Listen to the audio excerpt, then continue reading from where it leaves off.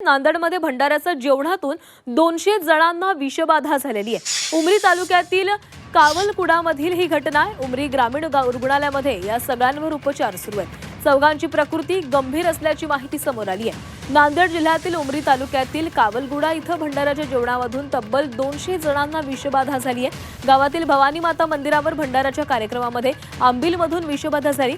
या सर्व रुग्णांना उमरीच्या ग्रामीण रुग्णालयामध्ये दाखल करण्यात आलेले आहे। अत्यवस्थ 4 रुग्णांना नांदेडला हलवण्यात आले।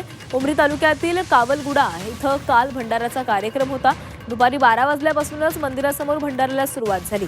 सायंकाळी अनेक भाविकांना पोटदुखी, जुलाब, उलटी होऊ लागली। काही जणांनी जवळच्या खासगी रुग्णालयामध्ये जाऊन उपचार घेतले। औषध गोळ्या घेऊन हे सर्व रुग्ण परत घरी गेले। रात्री रुग्णांची संख्या वाढतच गेली। अनेकांना त्रास जाणवू लागला। उमरी ग्रामीण रुग्णालयामध्ये महिला, पुरुष, लहान बालकं मोठ्या संख्येने उपचारासाठी दाखल झाले।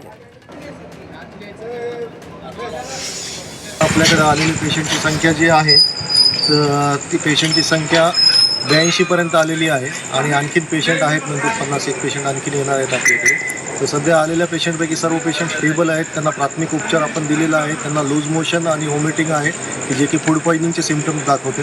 गावात काहीतरी कार्यक्रम असतात ठिकाणी त्या लोकांनी तिथं आंबील पिलेलं होतं आणि त्यातून हे झाल्याचा प्राथमिक अंदाज आहे।